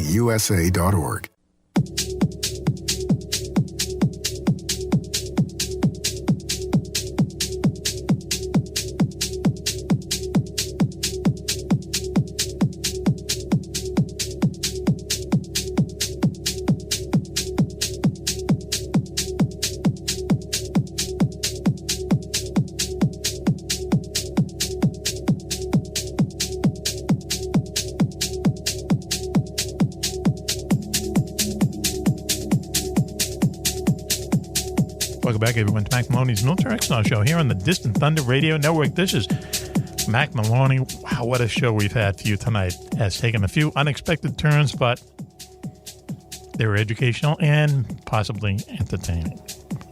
Girls, the very famous Juan is here. He's been enlightening us for most of the night. Juan. Well, thank you. I think it's been an enlightening show. It goes both ways. And as you know, I go both ways. So, hang on. Girls, welcome to the show. And I can guarantee he has no idea what that means. Yes. Yeah. Okay. Good for you. You just lost half of your audience, but gained another half of it.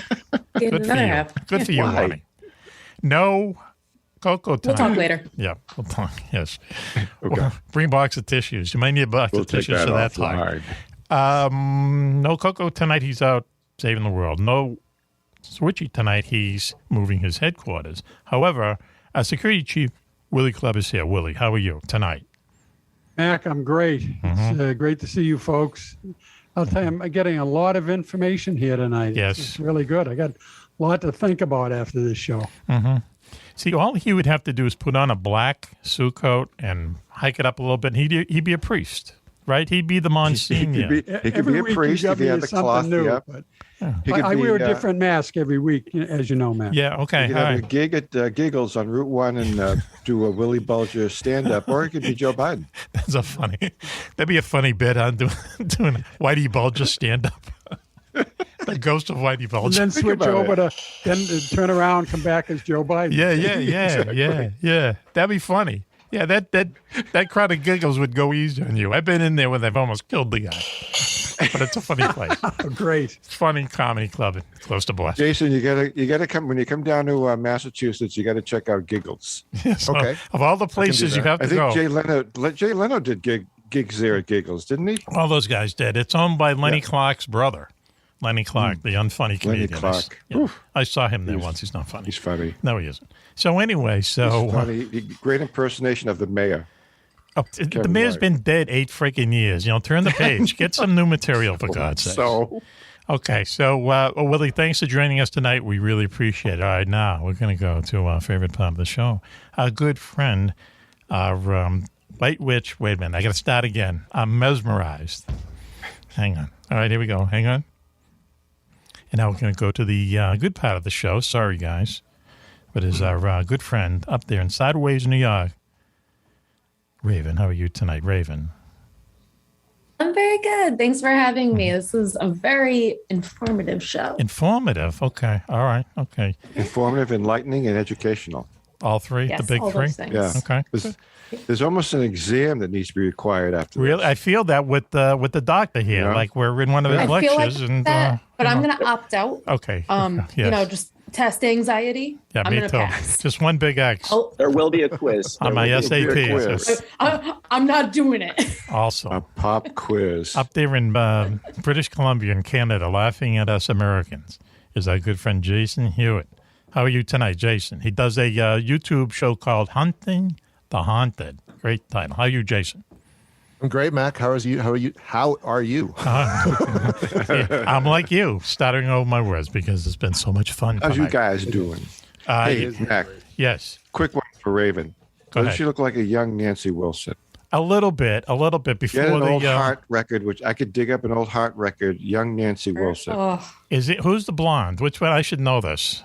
Not Nancy, Ann Wilson. Ann Wilson. And Ann Wilson was a piece of cake. Yes. Instead of eating a piece of cake, she was. Nancy Wilson was the one I was going to be sitting beside on the bus if I got that gig being a roadie for Heart. That sounds good.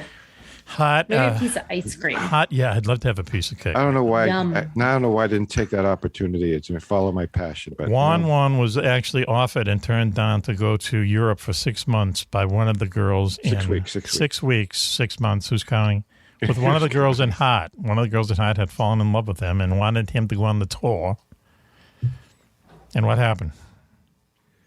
I called my wife and I said, "Hey, guess what?" And that's as far as it got. Computer job at a corporate America, Digital Equipment Corporation, and then you didn't go. She said, "Don't give up your day job." Okay. Yes. Right. Broke Nancy's heart. Click. Don't give up your day job. Oh, there's a click there. Okay. Good. The Bad Animals Tour, Heart and Cheap Trick. Yes. I could have done it as the lighting technician, one of the lighting technicians for Verilight and with the other ones. That's okay. That's all right. Whatever. That's whatever. All right. You made the right decision. Telescan and Verilight Apparently. All right, stuff I was good at. Let me get to our other guest. Okay. Joining us from Boulder, Colorado. It's too bad we're not a TV show because he just showed us the sun sinking over the Rockies, right? More or less. Simeon Hein. Dr. Yes. Simeon Hein. Outside in a cafe. Kind of cold, but he's roughing it. Thanks for joining us. We appreciate it, Sim.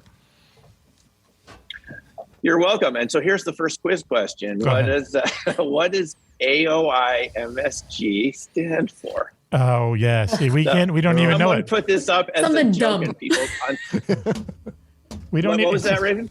I said something dumb. Yeah. What are you going to give? Too long. Hey, Simeon, what are you going to give? What are you going to give for a prize? A free book from Mack Maloney. Oh, you guys get a copy of one of my books that's already been published. Free Airborne Object Identification and Management Synchronization Group.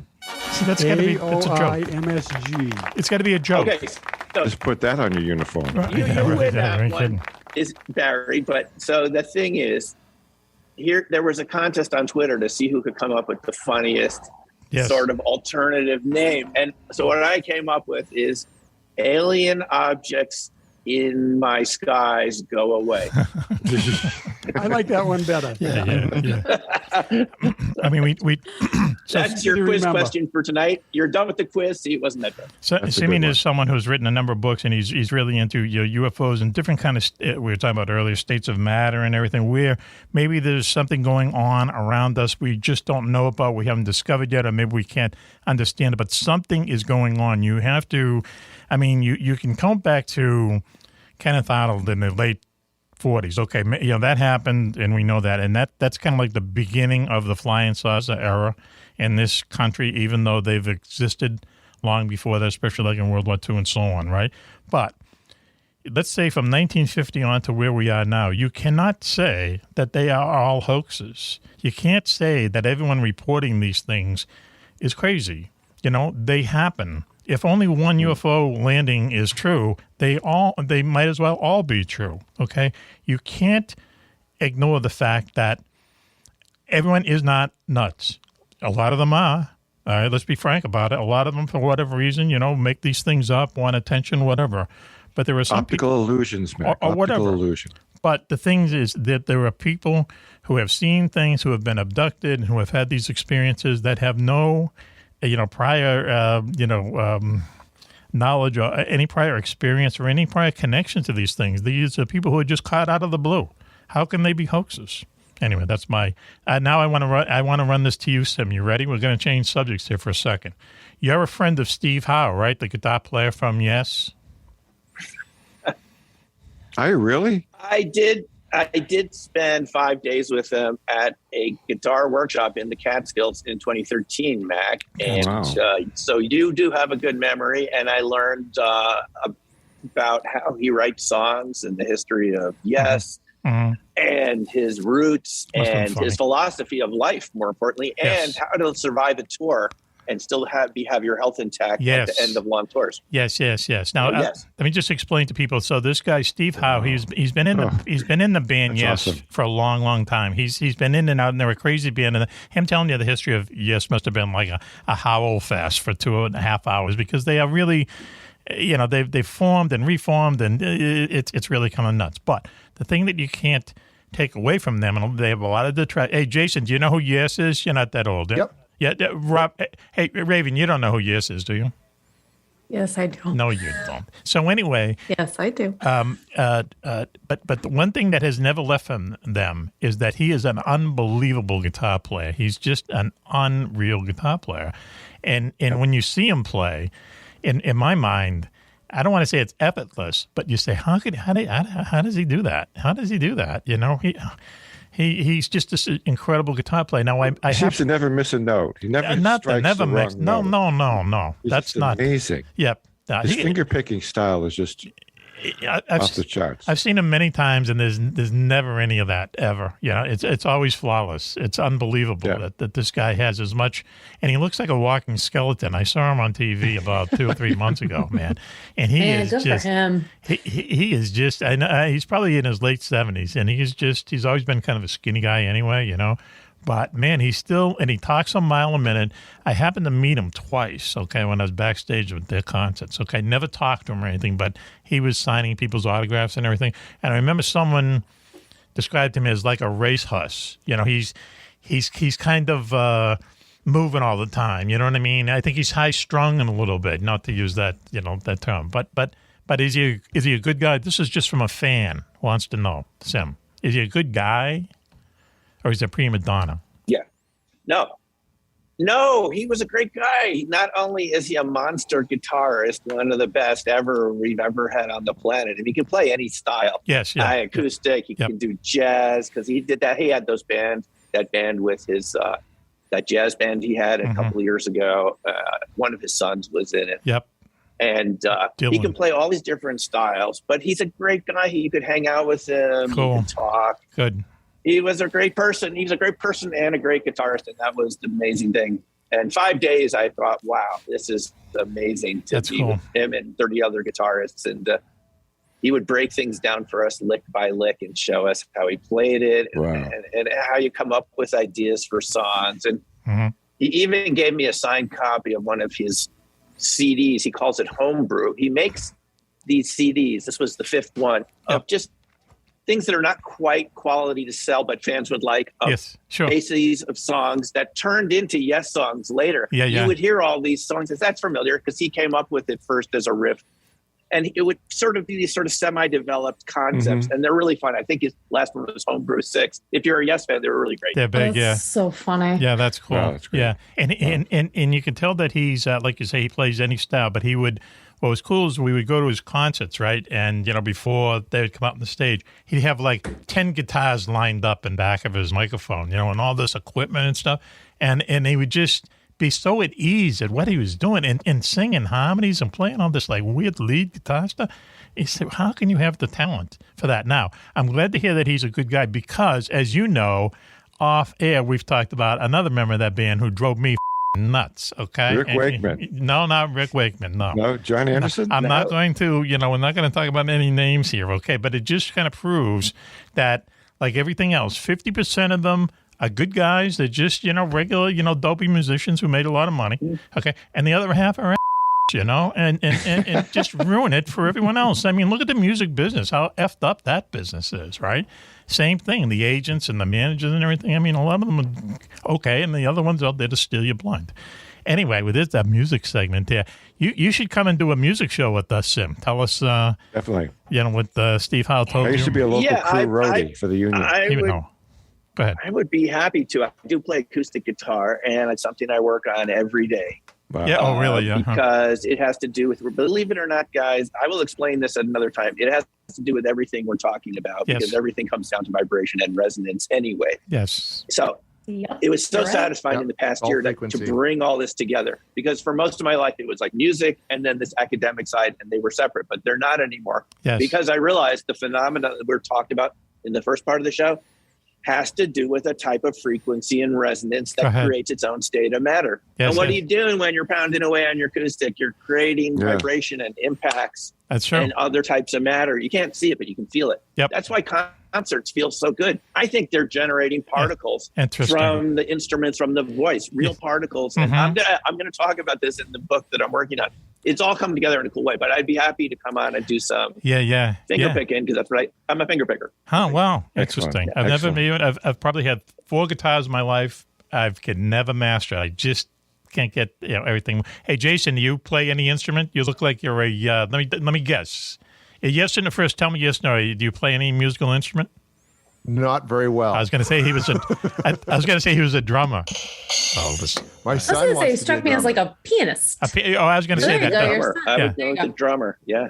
We have a piano. My son wants to play the drums. He's all about really. Yeah, you might want to talk him out of it. Okay. Yeah. Okay. You know what they call a guy who hangs around with musicians, right? What? A drummer. Hang on. I'll let him know that. So fun, though. Oh. There's a tear in Charlie Watt's eye right now. I can feel it. Yeah, tell that to Neil Peart. Neil Peart. Yeah. Right. Yeah. Ringo Starr. Ringo Starr was one of the best. We can get into that argument too. He's one of the best drummers ever. Or the guy from Def Leppard that had one arm. Who had one arm, and they didn't drop him. They didn't drop him. What's his name? Pour some sugar on it, baby. Don't say Lefty. Now listen, that's what was good about that band. I mean, look at they were a band. They had made it big. They had really made it big. Okay, he gets in a car accident. He loses his arm. They just go to him and say, do you want to quit the band or you want to be in the band? If you want to be in the band, we want you in the band. So he goes through this whole year thing of learning the drums with one hand, playing everything else with his feet and stuff, blah, blah. This is a good rock story. So anyway, they do their first concert and they're big. And the guy who was the lead singer, Joe something, he's an English guy, but he lives in Dublin. He's like an Irish guy. He says, we won't announce that he has come back with us. It's just going to be another show. This is our drama, no big deal, right? They come out, and he says, as soon as this guy walked out on the stage, this Joe Butler, I think his name is, he says, it felt like 60,000 hair dryers hitting my face. Everyone, talk about the vibrations by people's voices, and they were all calling this guy's name. 60,000 of them just for him to come out and take a bow, That's a nice moment, but now that I'm talking about it, and they didn't kick him out of the band. I mean, any other, come on, let's face it. But, Sim, that whole idea that the force of people, just their voices vibrating and stuff, maybe they're breathing. No, it is real, guys. The biggest amazing discovery, I'll just share this with you now, and we'll talk about it another time, is when you create sonic vibration and impacts, even any percussive feeling. Yes. You're creating clumps of matter, and they have a name. They're called cold neutrinos. They're cold because they're kind of on the slower side. Okay. You're actually generating a type of subatomic matter. And this is how it connects to PK. Go ahead. Psychokinesis. Yes. People that I've seen demonstrations that I'm convinced are real. Go ahead. Where I could look at everything, where people could float things above their hand. I saw this in Japan. We'll talk about it another time. Go ahead. Levitate objects through the air in a controlled fashion. That is the same thing that musicians are generating, perhaps not in a controlled way as a PK master. Yes. But I'm pretty convinced, guys, I'm like 95% of the way there, that this is why concerts feel so good. It's literally live music is generating a type of subatomic matter that can be measured, and it's why it feels good to be around it. You're actually getting this kind of energetic nutrition. Yes. And I'm going to explain all this in the book, so we'll talk about it. But it's so cool that these things all connect. And just one more thing. We were talking about the tree knocking sounds. Yes. Maybe when Bigfoot is making those tree knocking sounds, it's not just a territorial marker. Maybe it's a way to generate a type of energy from percussion. There you go. I mean, that could be. Why not? Could be. It's a good thought. Yeah. So anyway, let me just ask you, because I saw this on your in your bio, and I've been meaning to bring this up with you, Sim. Every time, the other times that you've been on. Tell us about the black swan idea. Can you just educate us on that? This is the thing about these topics that you and we all love to talk about here on the show right now, and the audience loves. But what we've found is that in our social systems, in our society, there are things called hidden events. And hidden events are things that people experience, but they won't talk about. Go ahead. As we said in the beginning, because they could get ostracized, they could be fired. They could lose they go into this social danger zone when you say, I saw a UFO, people make fun of you. And as you pointed out, Mac, even our own CIA had a program to make fun of people they said because they didn't want people seeing our classified technology. So back in the 50s, they made fun of it, but the programs kept going. When you do that, you push these topics away into the margins of society, and they're not covered by the mainstream anymore. And it becomes kind of ghostly, is that people are experiencing something, but they won't talk about it unless, it's no one else is listening. I've been at conferences where people have told me they've handled UFO materials, top-level engineers. I can't get them to come on my YouTube channel. Yes, I tried, believe me, guys. What's preventing They are them? world famous, but they are known for other things, but they've also handled this material to try to figure out for the government how it works. Yep. Nanotechnology. I'll just tell you some of what they told me. So you have these people back there who could equally come on the show like I'm coming on, who actually handled the materials, who've been in the intel agencies and stuff, but they won't talk about it in public. They'll do it at a conference after a couple drinks at the buffet. Booze. Right? Yep. So this is why I call it Black Swan Ghost topics, because the impact when we start, if we realize that there are other beings around that are invisible right now in our space, other objects that maybe we don't see most of the time, but they're there observing us, that would have a big impact on society if people found out about it all at once, but they don't find out about it because it's pushed away as a hidden event. Wouldn't that be a huge, so it's a ghostly topic. Yeah, but wouldn't that be a huge, I mean, if someone revealed that in a way that everyone could understand and not question, which would be pretty hard these days, but wouldn't that be the biggest story of mankind? Like I said before, like that there's just something else out there. But we know about it, but we've been holding it from you. guys, this is the biggest story ever. All of these topics we're talking about and having fun with, I'm convinced these are the biggest stories ever that would change people's understanding of who they are. Why do they keep it for from a good us? way, I think, in our role in the universe, but they won't do it because of there were these studies done that you guys heard about in the 60s, Brookings Institution. They thought people might panic. Yeah. You hear and that. have, a War of the Worlds, that was just a radio show and people panic. So there's this feeling. And here's another aspect of it. Let's say some aspect of these topics is kind of hard to accept. Yeah, I can see that. Yes, I do. Flip out a little bit. I mean, I know Bigfoot's real now after a year or two of interviewing people and reading everything I could. But for the average person, it's kind of scary to think that you could go out in the woods and encounter something that no one ever told you about. And so this could be true with the UFO topic too, is if you found out, okay, let me just give you a scenario. Go ahead. I don't know if this is true, but let's say you found out some of your neighbors were actually extraterrestrials that were here to study us. You've met my neighbors. Go ahead. So what would that do if the government comes out and says some of you are being taken every night out of your beds to dematerialize through your wall and are being studied by these visitors and they're putting you back most of the time in the right bed? Sometimes people wake up outside their homes on their lawns. I can tell you as a fact, this has happened to people from the intelligence community. They've woken up on their lawns repeatedly and they don't know why. So how many people can you tell Jack this Daniels. to that this is? Yeah, go ahead. Here's the bottom line, guys. We're not in control. The government would have to say we're not in control of our airspace. There are things that can come in every night when it's dark, and they're going to take you out of your bed and bring you to their ship and experiment on you. We can't do anything about it. All right, that's what we're talking about here. We got 5 minutes. What we're talking about. If the government told us that, it'd be panic in the streets. Yeah, but hang on a second. Let me ask you a question. Character George in Easy Rider was trying to explain. Right. We still have to recreate that movie played by Jack Nicholson, who had about a 12-minute diatribe in their camp out with Dennis Hopper and Henry Fonda's son there. And right. What's his name? And Peter Fonda. Peter Fonda. We can barely remember him. Okay. What's that in the sky? What was that? Yeah, listen. And he no, guys, this is what why we don't know the government how people doesn't are going to react. We got yes. 4 minutes. Let me ask you this question, okay?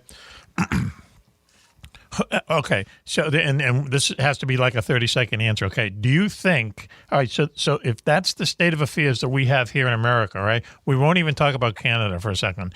Do you think that that's the same state of affairs in a place like China, Russia, where they're holding back this info? Or do you think they know it, or we know it, they don't know it? 2 minutes. No, they all know it, and they're more open about it in other societies. China does have an official UFO investigator's license that you can get from the government. We met them. One of them came to the citizen hearing in 2013 at the National Press Club. Yeah. I forget his name, but he had an official UFO investigator's licenence. Interesting. It's something about us here in the U.S. that we really want to feel like, we're in control. We know, Something, I guess, since World War II. Yeah, and it's just not the case. Maybe other countries are easier for them to. Brazil is another country, and France and Belgium. I mean, they seem to be open-minded about it. Even Russia's more open-minded about it than we are. Hey, listen, what a show! What a Believe show! It or not. We've had tonight, and I want everyone to plug their books, whether you wrote them or not. So let me just go to a friend, Jason Hewett, up there in British Columbia. Are you glad you're a Canadian? Can I just throw that question to you really quick? Yeah. I mean, I don't seem any different than anywhere else. Really. It's you seem quite American to us. Your room is very neat, though. Have you been down? I mean, have you been down to the United States? Oh, many times. Many times. Now that the world's opening up, I can't wait to go back. Yeah. He's like, it's the U.S. is ghetto. I'm not going back. Don't say. Okay. Jason, have you met the Queen? And don't. We're not going to talk about her. In June in the UK. No one cares. I've never met the Queen. No. Okay. Well, why would you want her? There's nothing. She's just some elderly lady that won one. Let me break it to you. She's the Queen. She's the Queen of nothing. There's nothing. There's nothing there. Elizabeth II. Yeah. Elizabeth this isn't like Regina. Downtown Abbey. Well, not me, him.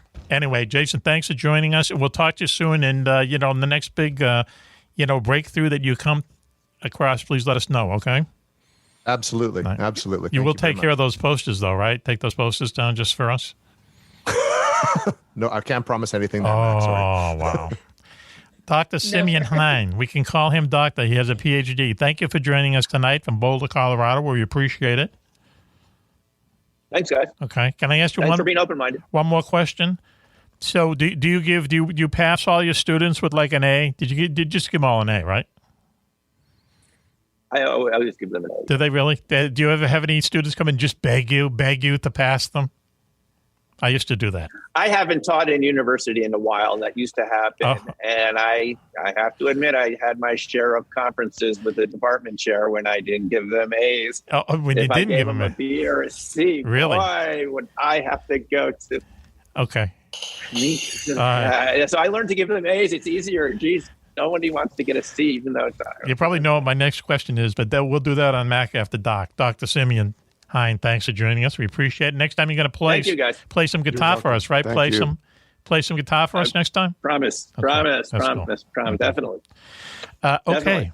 Why don't I do the plugs now, okay? If you want a bag of swag from Mack Maloney's Military X-Files show, all you have to do is go to MackMaloney.com, hit the contact button, and leave us your mailing address, and just say, I want a bag of swag. We need your mailing address, not your email address, but your mailing address so we could send out a bag of swag. And these days, I have some big news, by the way. These days, you get 2 pins, 2 collar pins, some decals, and bar coasters. There's a whole bunch of stuff in there now, but I found out today where I could get the bar coasters for a relatively low price, okay? Bar coasters are very, very popular these days because I guess bars used to get them free from liquor distributors or something, and that's one of the things that they've cut up. Yeah, apparently. So people really love our Mack Maloney Military X-Files, bar coasters. There's Club is showing us, okay? So I got a bunch of them today, it turns out, for a low, low price. I'm sure everyone is glad to hear that. And for almost a low price, they can get it autographed by the one and only JJ. Oh, one and only JJ. Okay, that's great. So I will personally autograph it. I can ship up these 200 little items to you, right? You'll autograph them all? Yep, I'll do that. Really? Yeah? Okay, all right. If I know the name of the individual it's going to. Oh, you want individual? Holy cow. Do you have any idea how much work that's going to... That's awfully nice of you. Yes, right. So anyway, get your bag of swag, go to MackMaloney.com, hit the contact button, send us your mailing address, and the bag of swag will be out to you. Toot sweet.